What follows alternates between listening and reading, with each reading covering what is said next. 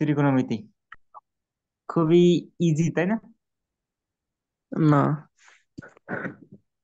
আচ্ছা, এতদিন তো ত্রিকোণমিতি পড়ছো। ত্রিকোণমিতি আসলে কি নিয়ে কাজ করে? জিনিসটা কি ত্রিকোণমিতি?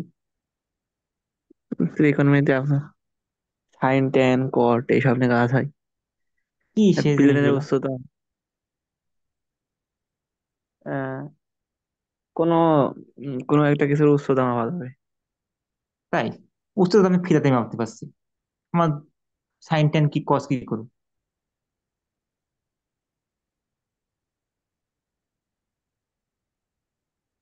তাই কি না?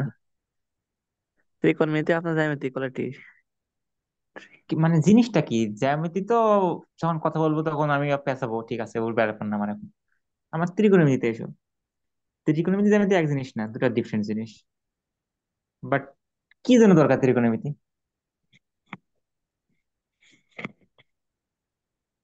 বলো।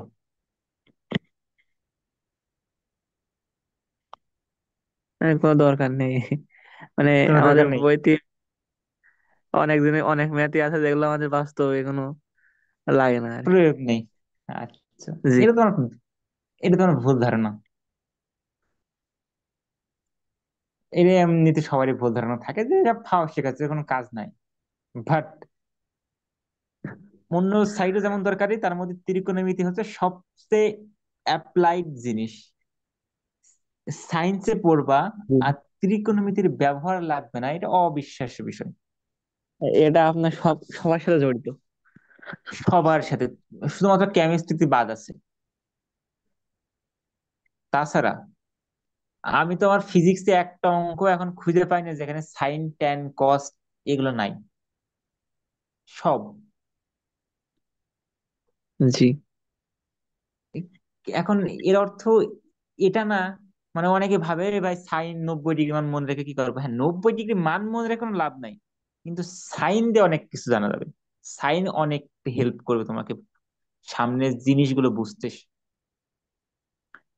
সো সাইন কি, কস কি, ট্যান কি, কিছু কি জানি? না। তাহলে বলো কোন কি?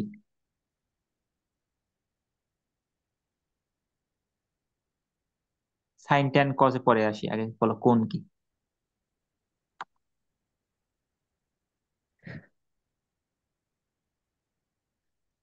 সংজ্ঞা চাইনি, যা বলো তাই বলো।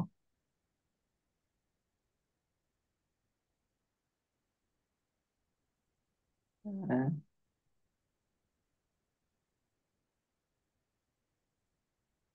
কি বোঝো কোন দ্বারা? কোন শব্দটা দ্বারা কি বোঝো? কোণ বলতে সমকোণ, স্থূলকোণ আর সূক্ষ্মকোণ এই তিনটে বুঝি। এর সমকোণ। জি। এর সমকোণ। আর তো কোণ এখনো। এটাই কোন হয়নি? ও আচ্ছা। জি জি। হয়েছে হয়েছে, কি হবে কিভাবে? সূক্ষ্মকোণ কিভাবে? তুমি কি দেখে বুঝলে সূক্ষ্মকোণ? 90 ডিগ্রি সে ছোট কোণ। কিভাবে 90 ডিগ্রি মাপলে? মানে আমার এখানে তুমি অ্যাপ্রক্সিমেটলি 90 বুঝলাম, কার কার মধ্যে 90 ডিগ্রি মাপলে? কারোর মধ্যে তো মাপছো তো, যে এটা 90 ডিগ্রি, এটা 50 ডিগ্রি, এটা 60 ডিগ্রি বা 90 ডিগ্রি কম। কার মধ্যে? দিয়ে তুমি বলো হ্যাঁ, ভাই। লম্বা লম্বি ভাবে একটা দাগ সোজা। এই দুটো দাগের মধ্যে, তাই তো? জি। আচ্ছা। হ্যাঁ, কথা কিছুটা সত্য বা কিছুটা ভুল। প্রথম কথা, কোণ দ্বারা বোঝায় দুইটা রশ্মির মধ্যবর্তী কৌণিক দূরত্ব। কি বোঝায় পরে আসছি, দেখি। আগে কি জিনিস? রশ্মি চিনি। জি। কেমন হয়?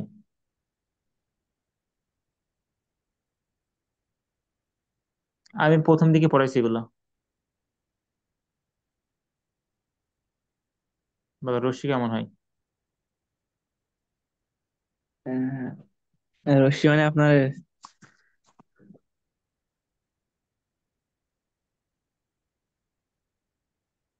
সূর্য থেকে কি নির্গত হয়? রশ্মি। রশ্মি।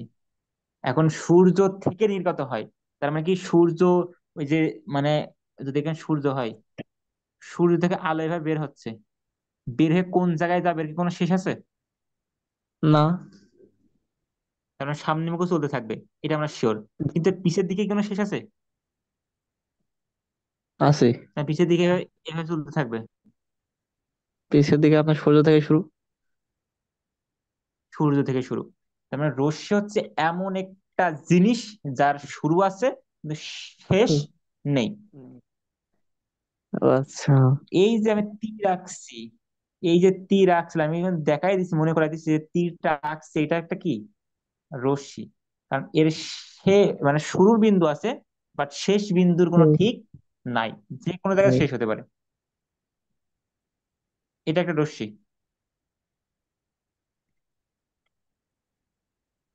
এর শুরু আছে শেষ শুরু নেই, জি আছে? এটার শেষ নেই। অবশ্যই না। রশ্মি হতে গেলে অবশ্যই তোমার সরল রেখা হওয়া লাগবে।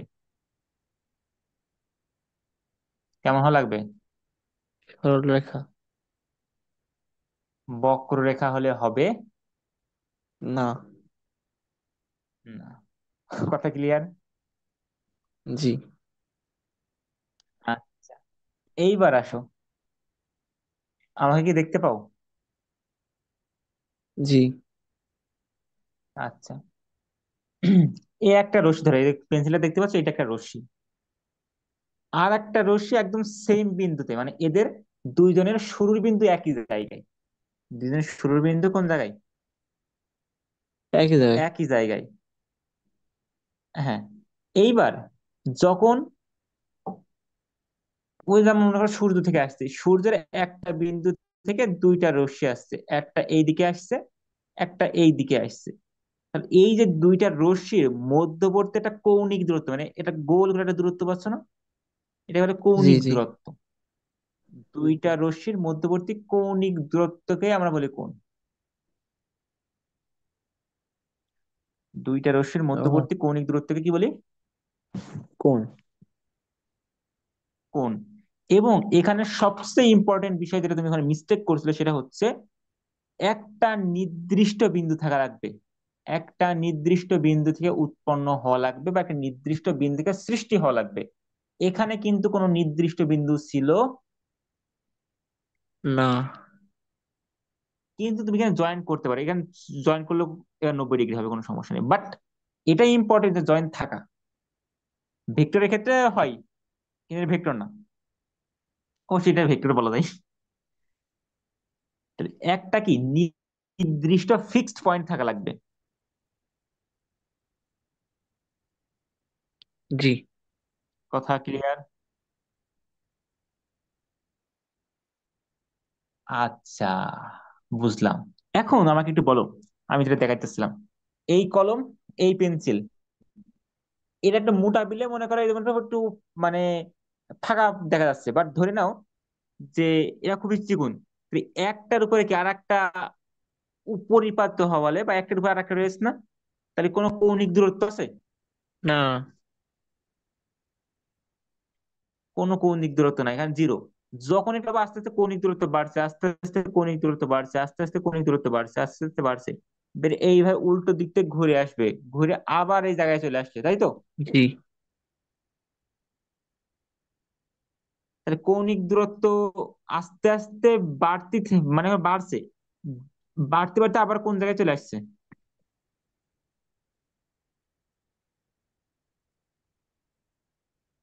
কৌণিক দূরত্ব এইভাবে বাড়ছে, এইভাবে বাড়ছে, এইভাবে বাড়ছে, এইভাবে বাড়ছে, আস্তে আস্তে বাড়ছে, আস্তে আস্তে কি আবার কি একই জায়গায় চলে আসবে জি প্রায়? জি। ঘুরতে ঘুরতে আবার এমনি চলে বলছে আসবে এক মনে করো, জায়গায়।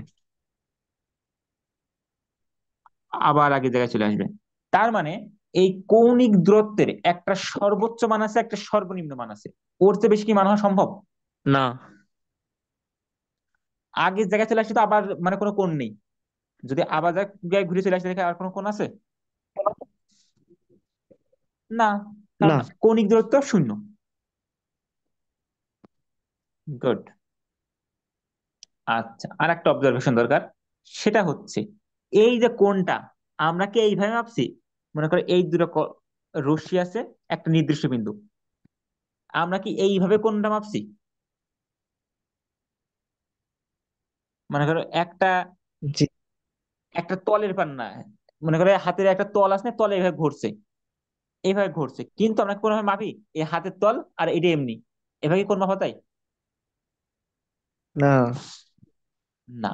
তুমি যদি একটু পাশে কলম টলম থাকে ট্রাই করে দেখতে পারো, যে তুমি একটার উপরে আর একটা রেখে যেই তলটা উৎপন্ন হচ্ছে সেই তলে হবে, হ্যাঁ এমন হতে পারে যে এই যে এখন এইভাবে রাখছো, এই তলের উপরে কোনটা উৎপন্ন হচ্ছে, হ্যাঁ কোনো সমস্যা নেই। কিন্তু কোন সবসময় একটা কোন জায়গায় হওয়া লাগবে? একটা নির্দিষ্ট তলে হওয়া লাগবে। কথা ক্লিয়ার? জি। এবং তলটা সমতল হবে না বক্রতল হবে? আঁকা বাঁকা তল হলে হবে না সমতল হওয়া লাগবে? সমতল সমতল। সমতলে হওয়া লাগবে। তাহলে কোন অবশ্যই সৃষ্টি হবে কোন তলে? সমতলে সমতল। কোনটা থাকা লাগবে, সমতলে কোন হবে। আচ্ছা, ভালো কথা। Next point. এখন এই যে সর্বমোট যে ঘুরছে, এই ঘোরাটাকে মানে এটার ঐতিহাসিক কাহিনী আছে, আমরা কাহিনী যাচ্ছি না। ঐতিহাসিক ভাবে এটাকে 300 মানে এই যে মোট যে ঘূর্ণনটা আছে একটা তলে, একটা তলে যে মোট ঘুরছে, এই মানটাকে 360 ভাগে ভাগ করে। কয় ভাগে ভাগ করে? 360। 360। অর্থাৎ এই যে রশিটা যখন এটাকে আরেকটাকে ঘুরিয়ে এই জায়গায় নিয়ে আসবো, মানে কি একটা সম্পূর্ণ কি তৈরি হচ্ছে, বৃত্ত তৈরি হচ্ছে না? জি। এই যে বৃত্ত, এটাকে কয়টা ভাগে ভাগ করে? সমান, দেখো আমার এখানে কিন্তু সমান কিন্তু হয়নি, এটা একটু ছোট হয়ে গেছে, এটা একটু বড় হয়ে গেছে, কিন্তু ওরা কি করে সমান 360 ভাগে ভাগ করে। প্রত্যেকটা কোণের মান কেমন, মানে প্রত্যেকটা মান কেমন হবে? সমান। 300। এবং জি সমান। এই সমান 360 ভাগে ভাগ করে। যেই যে সমান 360 ভাগে ভাগ করে, এর প্রত্যেকটা ভাগকে বলা হয় 1 ডিগ্রি। প্রত্যেকটা ভাগকে কি বলে? 1 ডিগ্রি। 1 ডিগ্রি। তাহলে 1 ডিগ্রি তৈরি হয় কিভাবে? কোন একটা বৃত্তকে, এটা বৃত্ত বলতে পারো, কারণ কি কোন এক সময় এটা কি তৈরি হচ্ছে, যদি একটা রশ্মিকে সম্পূর্ণ পথ ঘুরিয়ে আবার আগের জায়গায় নিয়ে আসো, তাহলে যেইটা তৈরি হয় সেটা কিন্তু একটা বৃত্ত, বা কৌণিক যে পথটা হয় ওই পথটা একটা বৃত্ত। ওই বৃত্তে আমরা মুখস্থ করছি যে বৃত্তে উৎপন্ন কোণ কয় ডিগ্রি? 180 ডিগ্রি। 360 ডিগ্রি। ওই সরি সরি 360। এর অর্থ কি, ওই বৃত্তটাকে 360টা সমান ভাগে ভাগ করে। তাই আর এর প্রত্যেকটা ভাগকে কি বলে? ডিগ্রি। 1 ডিগ্রি বলে। আচ্ছা, এই 1 ডিগ্রি কিন্তু খুবই ছোট হয়, কিন্তু তুমি চাচ্ছ আরো সূক্ষ্মভাবে পরিমাপ করতে। মনে করো তোমার আছে 360-এর চেয়ে একটু, সরি সরি, মনে করো তোমার মাপতে হবে হচ্ছে 65 ডিগ্রি থেকে একটু বেশি, বা তোমার মাপটা এসে 65 থেকে হালকা একটু বেশি মাপ হয়েছে। এখন ওই হালকা বেশিটাকে কিভাবে প্রকাশ করবা? যেমন ঘড়ির কাঁটা, ঘড়ির কাঁটায় এখন মনে করো 12টা 20 বাজে, শুধু কি 20 বাজে না, আর এর পরেও কিছুটা থাকে? সেকেন্ড থেকে। সেকেন্ড থাকে। মিনিট ওই যে থেকে মিনিট পরেরটা থেকে। কিছু মাপতে হবে না? জি। এটা তো মাপতে হবে। এখন জি। ওই যে মাপার জন্য আবার কি করা হয়, ওই 1 ডিগ্রিকে আবার ছোট ছোট ভাগে ভাগ করা হয়। এই এক মানে এই যে মধ্যবর্তী 1 ডিগ্রি, এই 1 ডিগ্রিকে আবার সমান 60টা ভাগে ভাগ করে। মানে ভাবো কত ছোট। তাহলে কি কাজ করে, 1 ডিগ্রিকে 60টা ভাগে ভাগ করে। এই ভাগ করার পরে যে মানটা পায়, এক একটা মান পায়, সেই প্রত্যেকটা মানকে বলা হয়, মানে প্রত্যেকটা কৌণিক দূরত্বকে বলা হয় 1 মিনিট। কি বলে? 1 মিনিট। 1 মিনিট। তাহলে 60 মিনিট সমান কয় ডিগ্রি হবে? 1 ডিগ্রি। 1 ডিগ্রি। এই মিনিটকে এইভাবে প্রকাশ করা হয় মাথায় একটা দাগ দিয়ে। আমরা কিন্তু ডিগ্রি নিয়ে কথা বলছি, কিন্তু ডিগ্রিকে আরো সুন্দরভাবে পরিমাপ করার জন্য কি আসে, মিনিট। এখন মনে করো মিনিটটাও, মিনিট যে আছে 1 মিনিট, এই মিনিটটাকে আরো 60টা ভাগে ভাগ করলে তাহলে কি পাবা? রেডিয়ান। 60 ভাগে ভাগ করলে সেখানে সেকেন্ড পাবা। ও আচ্ছা, যে আর 60 সেকেন্ড সেকেন্ড পেলে হবে। এখানে, জি, তাহলে এখানে দুইটা দাগ দ্বারা বোঝায় সেকেন্ড। ও আচ্ছা। তাহলে আমার কথা এতটুকু বুঝতে পারছেন? জি, একটা দাগ হলো আচ্ছা, মিনিট, হ্যাঁ, দুটো দাগ হলো দুইটা সেকেন্ড। দাগ হলে সেকেন্ড। 1 মিনিট সমান 60 সেকেন্ড, 1 ডিগ্রি সমান 60 মিনিট।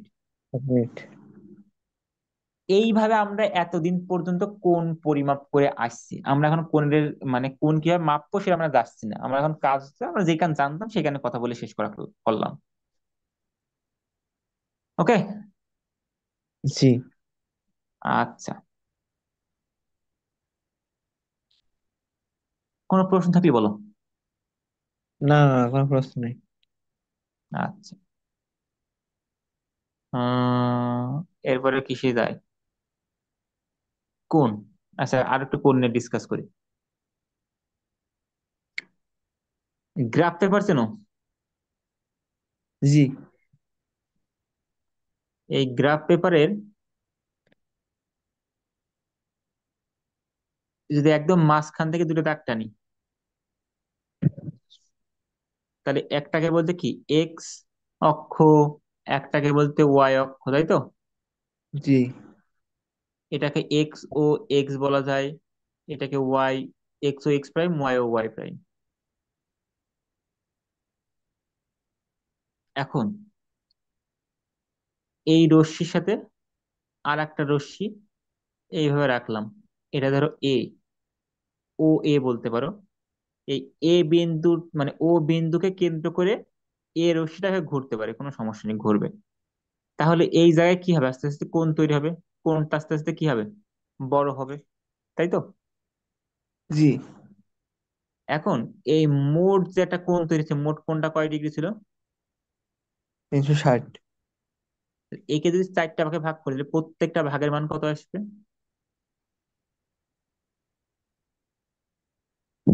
সমান 4টা ভাগে 360কে যদি 4 ভাগে ভাগ করা হয় তাহলে কত আসে? ডিগ্রি আসছে। হ্যাঁ,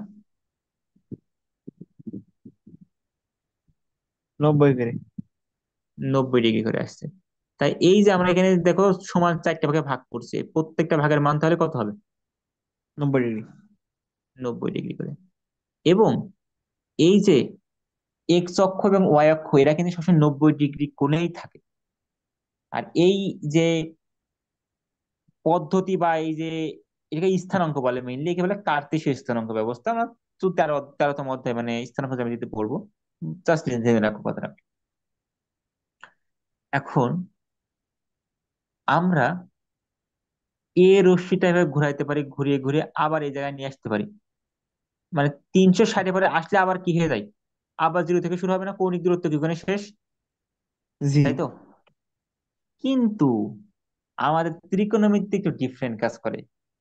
সাধারণ জ্যামিতিতে কি হয়, 360-এর পরে আবার জিরো, আবার 1 2 3 4 করে ঘুরতে ঘুরতে ঘুরতে ঘুরতে 360, আবার জিরো 1 2 3 4। বাট ত্রিকোণমিতি কি কাজ করে, ত্রিকোণমিতিতে কোনো শেষ নাই, রেখাটা কতবার ঘুরছে তোমার দেখতে হবে সেটা। মানে যদি সে এমন করে, কোন একটা রেখা আছে, এই জায়গা থেকে যাত্রা শুরু করে সে 1 পাক 2 পাক দিয়ে এই জায়গায় চলে এসেছে, এখন রেখাটা এই জায়গায় আছে। তাহলে বলো কয় ডিগ্রি ঘুরেছে সে, সে ঘুরেছে কয় ডিগ্রি?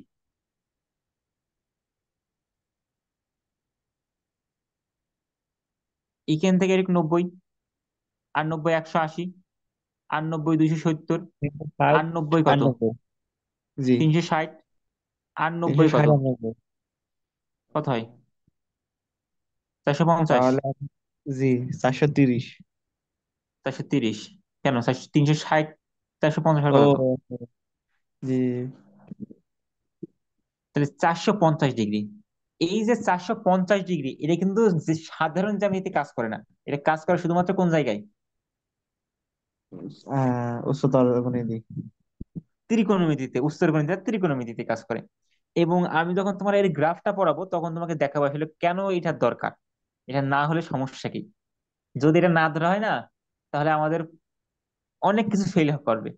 এইটা খুবই দরকার যে এর কোণের কোনো শেষ নাই, যতটুকু ঘুরবে সেটাই ওর কোণ। ওকে। জি। আচ্ছা, এখন আর একটা বিষয়, এই যে কোণটা যেটা আমরা চিন্তা করছিলাম, এটা এক্স অক্ষ, এটা ওয়াই অক্ষ। এই এক্স অক্ষের সাপেক্ষে, যে এক্স অক্ষ এর সাপেক্ষে মানে এর সাথে বলে কোন চিন্তা করছি আমরা, কিন্তু ওয়াই সাথে কোন চিন্তা করছি কি এখন? আমরা সবসময় কার সাথে না। চিন্তা করছিলাম? এক্স এর সাথে। এক্স। এখন এই যে রেখাটা ছিল যাকে ঘোরাছিলাম, একে কিন্তু দুই ভাবে ঘোরানো যায়। একটা ঘড়ির কাঁটার বিপরীত দিকে, ঘড়ি নর্মালি ঘোরে কোন দিকে, ঘড়ির কাঁটা এই দিকে ঘোরে, এইভাবে ঘোরে কিন্তু, ঠিক আছে। জি। এই ঘড়ির কাঁটার যদি বিপরীত দিকে ঘোরে, মানে ঘুরাইতে পারো তুমি, আর একটা কাজ কি করতে পারো, ঘড়ির কাঁটার দিকে ঘোরাইতে পারো। হুম, পারো কিনা? পারি। আচ্ছা, তাহলে কি দুই ক্ষেত্রে কি কোণ তৈরি হচ্ছে? জি। এখানেও কোণ আছে, একে যদি এমনি ঘুরে এখানে নিয়ে আসো, এখানেও কোণ আছে। তো দুই ক্ষেত্রে কোণ থাকছে, আবার দুই ভাবে ঘোরানো যাচ্ছে। তাহলে এখানে আমাদের একটা কিছু একটা সিদ্ধান্ত নিতে হবে যে কার ক্ষেত্রে কি বোঝাবো। যে আমি মানে বুঝবো কি দেখে যে আসলে কোনটা কোন দিকে, ঘড়ি কাঁটার বিপরীত দিকে। মনে করে বললাম যে 60 ডিগ্রি কোণ আঁকো, কয় ডিগ্রি? 60 ডিগ্রি। এখন তুমি কোন দিকে আঁকবা? ঘড়ির কেউ কাঁটার বলতে পারে দিকে। ভাই এই যে এক্স অক্ষ, এক্স অক্ষের সাথে এই দিকে কোণ রাখলাম, এটা 60 ডিগ্রি। আবার কেউ বলতে পারে ভাই না না, আমি এই জায়গায় কোণ রাখবো, এই কোণটা কয় ডিগ্রি? 60 ডিগ্রি। এবার কোনটা সঠিক? উপরের। আচ্ছা, এখন উপরেরটা সঠিক কি ভুল সেটা পরের বিষয়, কথা হচ্ছে দুইটা সঠিক আবার দুইটা ভুল। আমাদের একটা ধরে নিতে হবে যে কোনটা সঠিক কোনটা ভুল। এটা ধরে নেওয়ার কাছে আমাদের আদিমকালের লোক মানে আমাদের পূর্বপুরুষ বিজ্ঞানীরা ধরে নিয়ে গেছেন যে ঘড়ির কাঁটার বিপরীত দিকে যদি কোনো সময় কোণ হিসাব করা হয় তাহলে সেটাকে ধরবে ধনাত্মক কোণ। কি কোণ ধরবে? ধনাত্মক। ধনাত্মক। আর যদি ঘড়ির কাঁটার দিকে যায় তাহলে কি কি বলা হবে? ঋণাত্মক। ঋণাত্মক কোণ। এইবার আমি বুঝতে পারবো, আমি যদি বলতাম যে -60 ডিগ্রি আঁকো, তাহলে কোনটা সঠিক, এক নম্বরটা নাকি দুই নম্বরটা? এক বলো। নম্বরটা। এক নম্বরটা, তাই তো? কিভাবে সঠিক হয় এক নম্বরটা? -60 হলে কি নিচেরটা সঠিক হওয়ার কথা না? ঘড়ি কাঁটার দিকে যাচ্ছে, এই দিকে।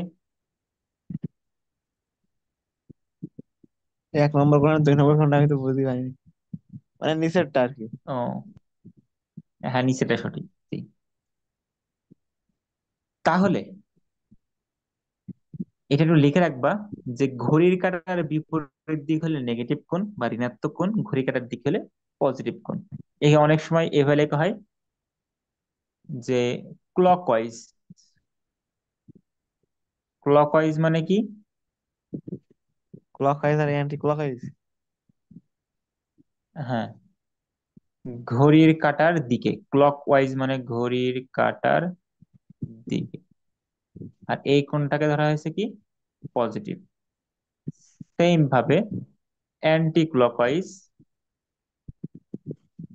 ক্লকওয়াইজ মানে ঘড়ির কাঁটার বিপরীত দিকে, এটাকে এটাও বলে কাউন্টার ক্লকওয়াইজ। কাউন্টার ক্লকওয়াইজ, দুটো সেম কথা। এর অর্থ কি? ঘড়ির কাঁটার বিপরীত দিকে এই সময়, সরি ভুল লিখছি, ঘড়ি কাঁটার দিকে হলে কি হবে? নেগেটিভ।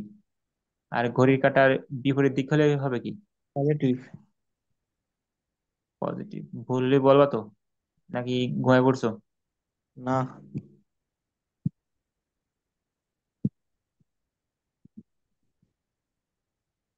ঘড়ির কাঁটার বিপরীত দিকে। Okay. তাহলে কোন নিয়ে অনেক পরিচয় হলো। জি। তাহলে জীবনে যদি কখনো তোমাকে আমি বলি যে -360 ডিগ্রি আঁকো। আচ্ছা, আর একটা জিনিস শোনো। আহ এটা দেখে ভয় পাবা না। আমি যদি কখনো বলি, যেমন 450 ডিগ্রি কথা বলছিলাম, তখন কিন্তু তুমি ভাবছিলে যে আচ্ছা ভাই আমি তখন চাঁদে দেখবো। চাঁদে না, কি বলে, পেন্সিল কম্পাস। তখন তো এটা একটা সুন্দর একটা বৃত্ত হবে এরকম। আমার তো সুন্দর হয়নি। তো এই জায়গায় যে লেগে যাবে, এরপরে কি আর যাওয়া সম্ভব? গেলে না। কি বুঝতে পারবা? না। বোঝাকে আ- বোঝা সম্ভব না। তাই আমার কি করতে হবে অবশ্যই, একটু হাত ফাঁকা ফাঁকা দেখতে। করে রাখতে হবে। জি। জি। উম, একটু এই রে সরাই দিলাম, দিয়ে পরে আর একটু সরালাম, আর একটু সরালাম। কারণ আমার যে 450 ডিগ্রি কেন যাবে সেটা কি আমার বোঝাইতে হবে। এই যে লাস্টের তীর কান দেওয়া খুবই জরুরি, কারণ এই তীর কান কি করবে, তোমার দিকটা বোঝাবে। তীরটা তোমার দিকটা বোঝাবে যে কোন দিকে যাচ্ছে। তাহলে এই কোণটা কয় ডিগ্রি হবে? এটা আপনার চারশো প্লাস পঞ্চাশ 450 ডিগ্রি, অবশ্যই প্লাস। সেম ভাবে -450 ডিগ্রি আসে। এমনকি তোমার বইয়ে কিছু কাজ দেওয়া আছে, কাজগুলো আমরা লাস্টে করবো, কারো কিছুক্ষণ পরে। হুম, গেল। আচ্ছা, এখন এই যে কোণ যেটা বলছিলাম, কোণটাকে আমরা দুইভাবে পরিমাপ করতে পারি। আসলে তিনটা পদ্ধতি ছিল আমাদের সময় লেখা, কিন্তু তোমাদের বই এখন দেখছি দুইটা পদ্ধতির নাম লেখা আমি দেখলাম। একটা হচ্ছে আমরা যেটা ডিগ্রিতে মেজার করি, সাধারণ জীবনে যেটা কাজ করি। আর আর একটা আসলে রেডিয়ান, যেটা নিয়ে সায়েন্সের স্টুডেন্টরা কাজ করে, বা সায়েন্সে যেটা ইম্পর্টেন্স বেশি। আমরা সবকিছু হিসাব করো রেডিয়ান কোণে। এখন ডিগ্রি সম্পর্কে কি এক্সট্রা কিছু বলার দরকার আছে? না। ডিগ্রি, আচ্ছা, এখন আমাকে একটু বলো, বা তুমি বই থেকে দেখে নিবা, আমার নাম মনে নাই। এই ডিগ্রিকে একটা ষাটমূলক পদ্ধতি না কি নাম বলে যেন, কি একটা নাম দেখছিলাম, বাংলা লিখতে পারছি না, ষাটমূলক পদ্ধতি। আর রেডিয়ানকে বলে বৃত্তীয় কোণ।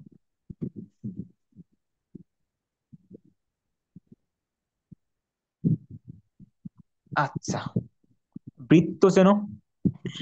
জি। কেমন হয় বৃত্ত?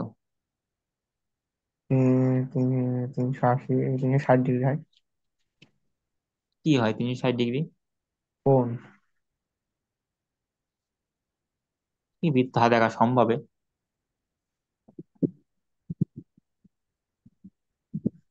আচ্ছা, কোন যেহেতু আঁকা 360 ডিগ্রি আঁকা সম্ভব হচ্ছে না, তাহলে আমরা একটা ডিফারেন্ট মেথড ফলো করি।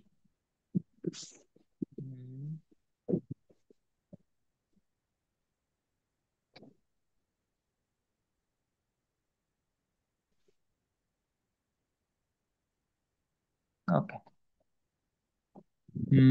বৃত্ত কোথায়?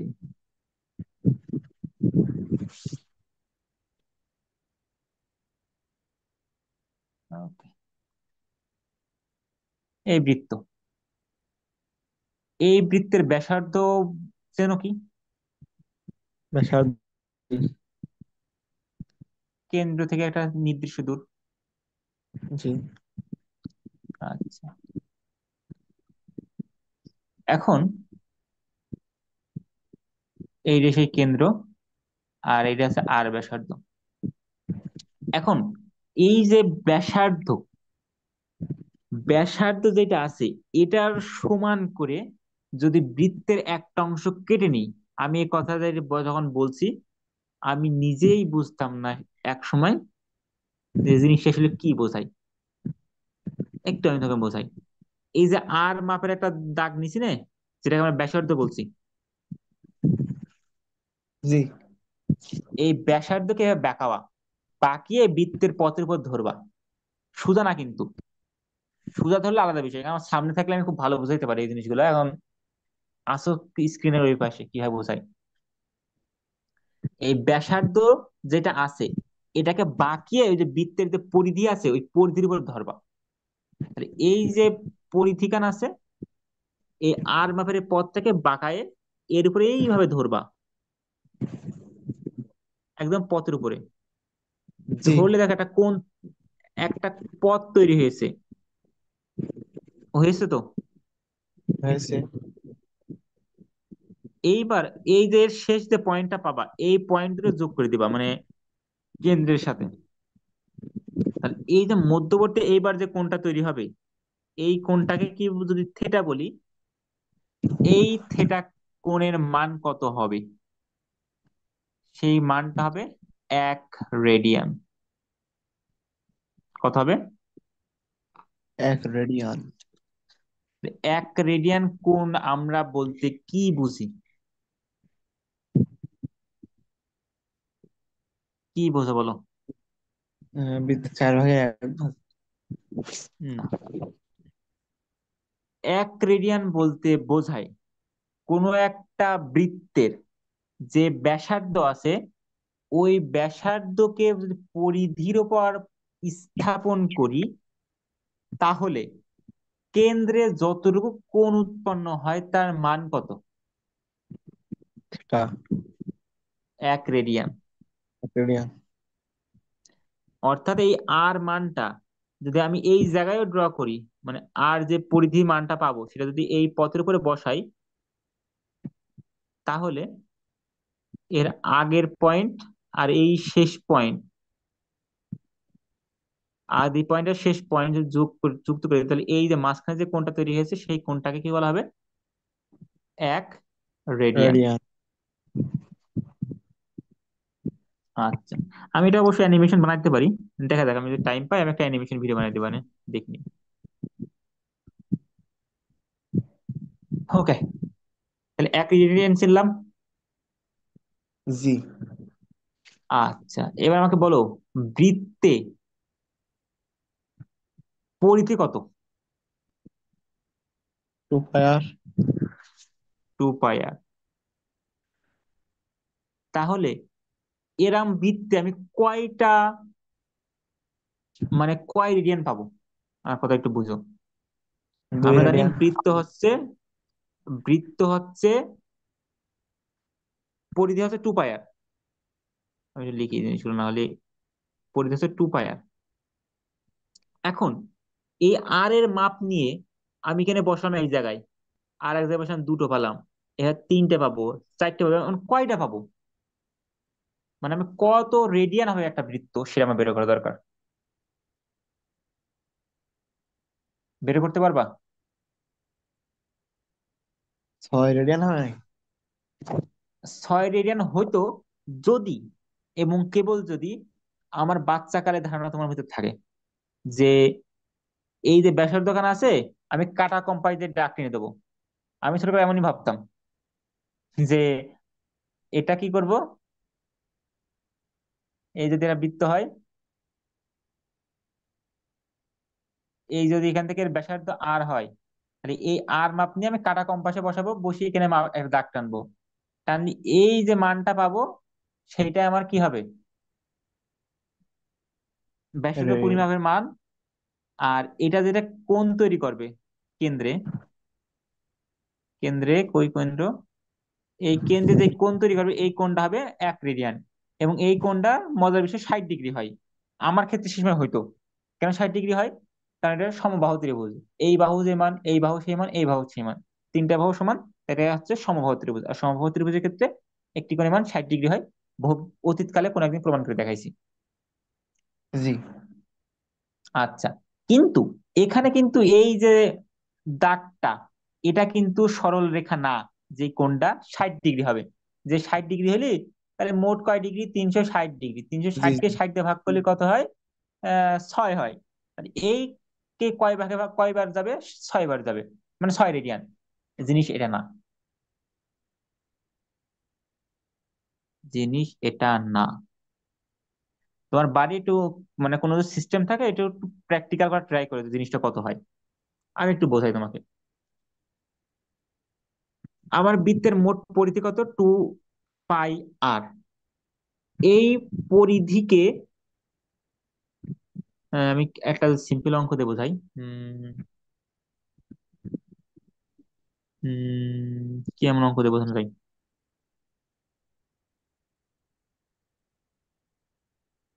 ঐকিক নিয়ম করি। উম বৃত্তের মোট পরিধি কত? 2 পাই আর। তাহলে একক অংশ, না এটা তো করলে হচ্ছে না।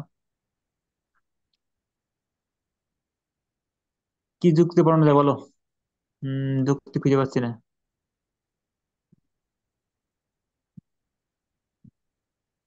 হ্যাঁ, উদাহরণ না দিলেও চলো। আচ্ছা, উদাহরণ বাদে করি।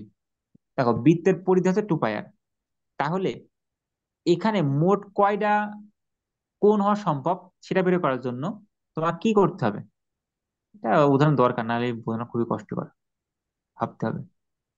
2 পাই আর, এটাকে যদি তুমি এর ব্যাসার্ধ আর দ্বারা ভাগ করো, তাহলে কি হয়? কি পাবা? 2 পাই হবে, জি। 2 পাই হবে, আর আর কাটা 2 পাই হবে। এই যে 2 পাইটা পাইছো, এটার অর্থ কি? তুমি, না এটা আমার বোঝাতে হবে। আমি না বোঝালে মজা নিতে পারছি না, আমার যে শান্তি পাচ্ছি না, একটা আলাদা শান্তি লাগে, সেই শান্তিটা পাচ্ছি না। তো আমার স্টোরি লাগবে।